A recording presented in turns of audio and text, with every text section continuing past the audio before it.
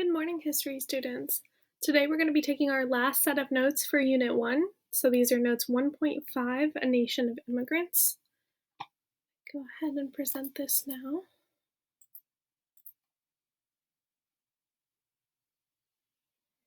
Alright, and as this is our last set of notes for this unit, don't forget each set of notes does need to have a title. So A Nation of Immigrants 1.5, it needs to have the essential question, how did immigration help the United States to become the nation that it is today?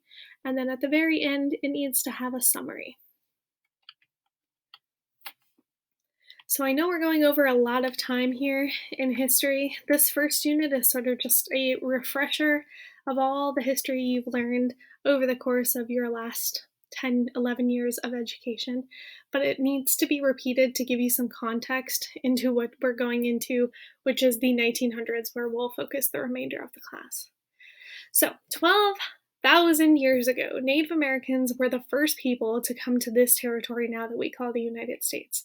They actually came from Asia, and the Europeans started coming over in the 1500s. They made their first settlement in 1607. We started having forced immigration, known as slavery, of course, from Africa in 1619. That was the first year that white Americans or colonists at the time forced Africans to come over to this continent. And then by the mid 1700s, we would have more Europeans coming over, like the German, the Spanish, the English. The size of the United States doubled in 1803 with the Louisiana Purchase.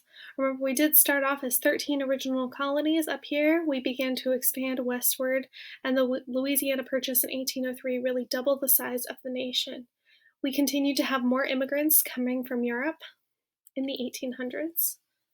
Many were coming because of things like the potato famine that was happening in Ireland. The crops and the economy was not doing well in Germany, so we had a lot of Germans coming over to the middle territory of the United States. And most of them did come over on ship. They came over on what we called coffin ships. So as you can see, the people had to live for the course of the couple weeks that it would take to come over here in this sort of environment. So their beds sort of look like coffins. That's why they called them coffin ships. And they put as many people as they could onto the ship. Many immigrants back then and still today face discrimination. In the 1800s, it was really the Irish that were facing a lot of discrimination back then. People accused them of being drunks and they didn't want to hire them for jobs. So on job postings, you would see things like this: no Irish need apply. By the 1860s, we had large numbers of immigrants coming over to the United States. So ships started coming over using steam, which made it much faster, and then the railroad to bring people across the country made it quicker as well. We established something called the Homestead Act in 1862, and this gave any white men the ability to own land in the middle of the nation. So the Louisiana Purchase, all this territory that was just purchased in the middle of the nation, they offered it to white men, and they said they would give them 160 acres of land if they promised to work it for 5 years. They had to pay a total of $18 in fees, and they only had to be white and 21 years old to be able to apply and get free land pretty much from the government. So this shows you the states that were included. It was mostly these states here in the middle, but it did go all the way to the West Coast. So it was a lot of states across the United States. Again, white male over 21, you were able to get housing, free land, I should say, with the Homestead Act. So when people immigrate to different countries, there's both what we call push factors and pull factors. So push factors are what push people out of the country that they are currently living in, the country that they're from. So push factors for immigration: not having enough money, wars, dictators, not having religious freedom. Those are things that make people want to leave a country in the first place. And then pull factors are what brings people into a specific country. So pull factors include things like work, jobs that they were able to get, the ability to practice their religion freely without persecution. People wanted to live in a democracy, to be able to participate and vote for their leaders, express their opinions, be protected by that First Amendment right. So those are reasons why people came to the United States. I know many of you learned about World War II last year. Hopefully, all of you remember there were people that were fleeing persecution all over Europe. And actually, a lot of people came way before World War II. A lot of Jewish people came to the United States. They were fleeing Russia back in the late 1800s. Not everyone comes here voluntarily, of course, so some people are forced to migrate out of their country. If people are facing things like natural disasters, food shortages, war, mistreatment of ethnic groups, religious groups, groups based on gender, any of those things, that's why people would leave a country. And these people who are leaving without choosing to leave, they're being forced out, they are called refugees. So between 1890 and 1914, 17 million Europeans came to the United States. This was the second great wave of immigration. 1892, Ellis Island opened in New York. This was called the Great Door. So these people did come by boat across the ocean and came into the harbor of New York. Okay, so people came here expecting to be able to get money, get a job, go to school, not be forced to join the army or forced to practice a specific religion, be able to participate in democracy. People had a lot of hope coming into this new nation. In the late 1800s, it took about 2 to 3 weeks to come here, and by the early 1900s, that that trip was shortened into about 1 week once we had those steamboats pushing people across. Once they got here, though, they did have a pretty lengthy process to get in.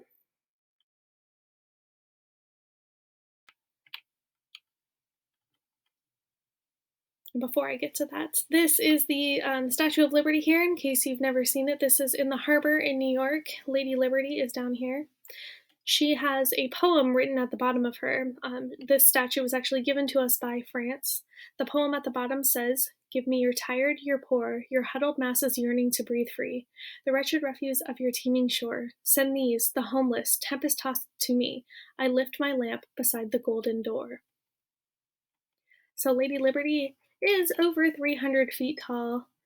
You can see up here, she has a torch, she has 7 spikes on her crown.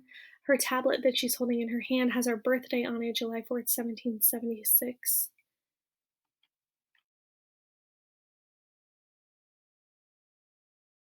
And during its peak, Ellis Island, where these people were coming into the nation, they received thousands of immigrants a day. So immigrants had to come through and be checked for diseases. They were also asked a series of questions. Over 100 million Americans in the United States today can trace their ancestry back to Ellis Island. Many of these immigrants, once they came in, they went to big cities. So, of course, they came directly into New York, but many of them moved to bigger cities on the East Coast. They would move generally into areas where they had people who already spoke their language or people that were part of their family, people who knew them. They would move into these areas and they would become known as ghettos. These were ethnic groups that we still have in existence today. So if you ever have been to an area like Chinatown or Little Italy, San Francisco's Japantown, anything like that, those were the kinds of areas that people moved into. But not everybody was accepted into the United States. Back then, about 2% of people who tried to come in were denied entry. And then they had to face the tough process of assimilation once they got to the United States. So they had to lose their old ways, their sense of style, their language, their religion, just to fit in and be accepted as American. We also had immigrants coming over here to the West Coast. So the West Coast was known as the Golden Gate. Most of these immigrants came from Asia, especially China and Japan. They were pushed out of Asia during the 1800s by poverty, by famine, and they were pulled into the United States in 1848 when we discovered gold in California. So they decided to make that trek across the ocean to come over to California and try to get rich by getting that gold. Chinese immigrants are most famous for working on the Continental Railroad, so that railroad that goes clear across the United States we would not have if it weren't for Chinese immigrants. They were 80% of the workforce, and this was dangerous work. So they were crossing the United States where we didn't necessarily have roads or obviously train tracks built, they were building them themselves. So they would have to go along mountain ranges. They would have to use dynamite to blow holes for the tunnels to go through, for the trains to go through. And many died in dynamite explosions, falling off these cliffs you can see here.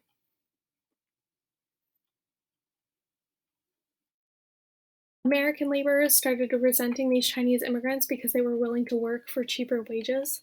So they started facing mass discrimination. They got paid less. It's not necessarily that they wanted to get paid less.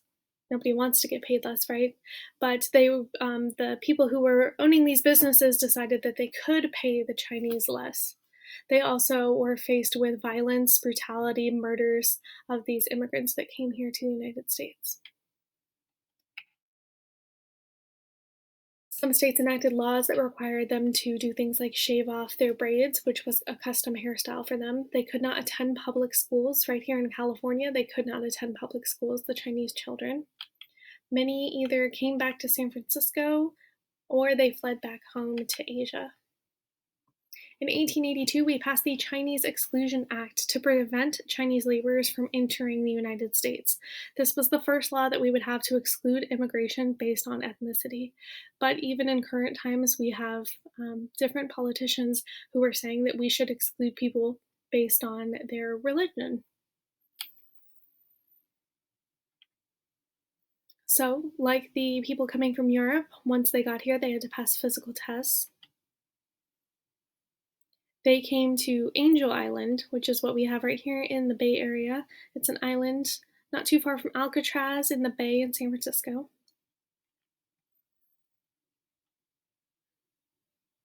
And then, same as on the East Coast, many of them moved into bigger cities like San Francisco, and they formed ethnic neighborhoods like Chinatown, Japantown.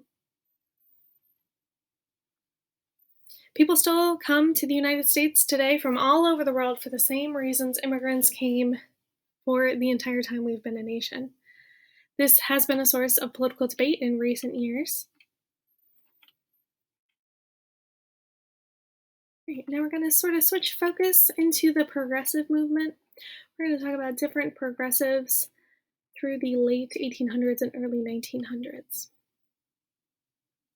So remember, at the end of the Civil War, we had a passage of the amendments, the 13th, 14th, and 15th Amendments. These were known as the Reconstruction Amendments, this was the Reconstruction period after the war was over. But when we had these amendments and we see this progress with the end of slavery, with granting citizenship, and with giving African American men the right to vote, we also have many states passing laws to hold back African Americans. So, Southern states, even though the 15th Amendment said you could not deny the right to vote based on race, Southern states kept Black people from voting. They segregated people based on the color of their skin in public facilities, and they passed a series of laws called Jim Crow laws, which segregated white people from Black people and kept African Americans from participating equally in the democratic process. They stopped them from voting by doing things like poll taxes. They would charge them money to vote.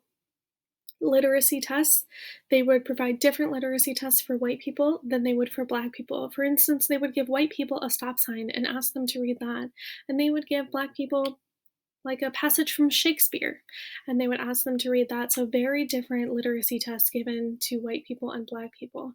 And then some states even had grandfather clauses, which said if your grandfather could not vote, then you were not allowed to vote.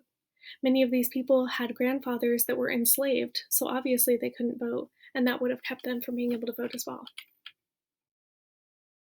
Plessy versus Ferguson was a Supreme Court case in 1896 that decided that separate but equal would be okay as long as the facilities were equal. So you could have a Black school and a white school. In California here, we had Latino schools and we had white schools. So the US would remain segregated until the 1960s. Booker T. Washington was one of the people who was trying to fight back against this.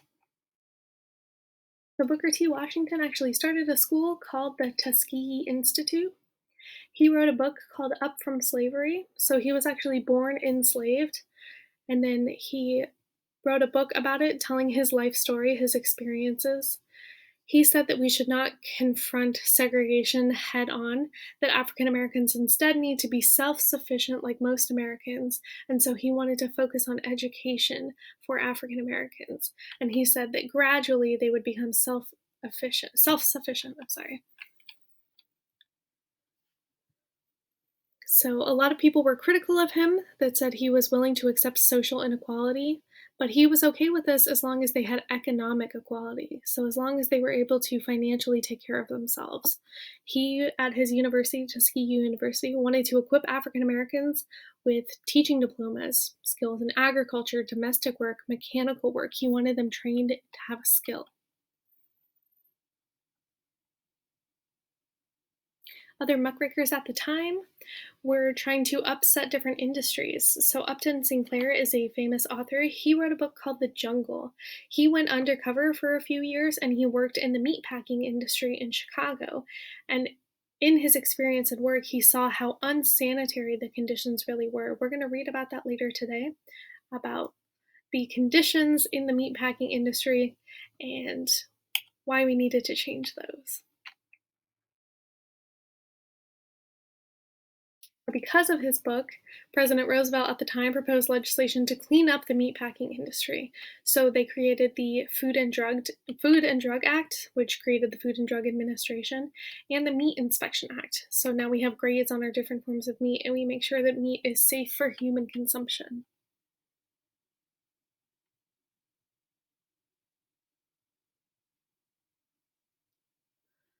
Other authors at the time, like John Spargo, Jacob Riis, they were writing books about children and how children were working in the factories at the time. This was before we really had all kids going to school. It's actually a privilege that you get to go to school for free right now. Most kids back 100 years ago were not going to school. So a lot of these kids, starting at ages like 5, 6, 7, began to go to work. And these were unsafe conditions for children. They would have children go in small places like in mines where they could crawl where adults could not go, but that's also very dangerous work. Young girls also worked in the textile industry. Again, you can see here. These kids are protesting, saying they want to go to school.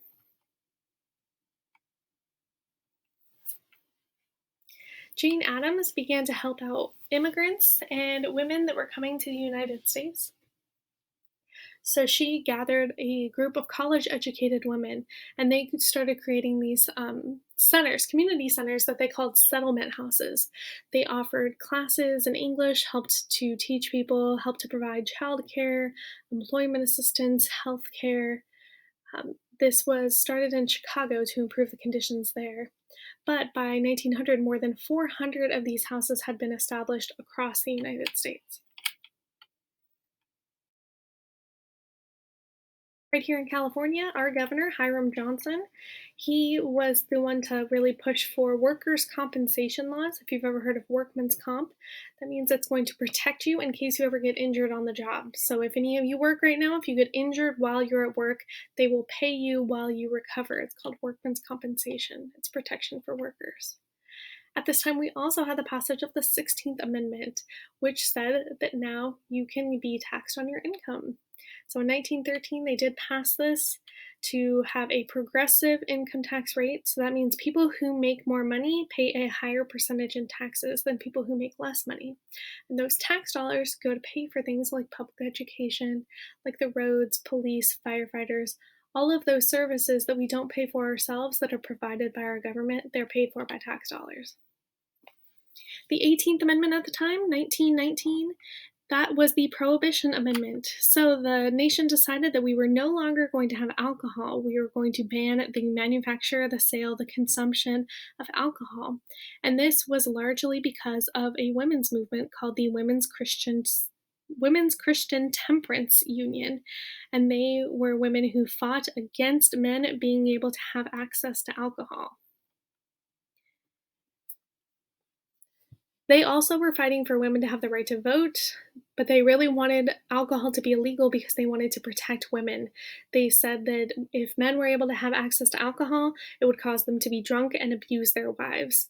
We know now that alcohol doesn't cause anyone to abuse their wives. If you were going to be abusive, you would do that regardless of alcohol or not, but that was their justification at the time. They also established things like kindergartens. They wanted equal pay for women.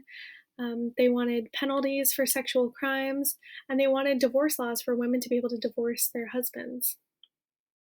They were opposed to alcohol and tobacco use. They were fighting against child labor as well. And they helped to get the 18th Amendment passed to outlaw alcohol.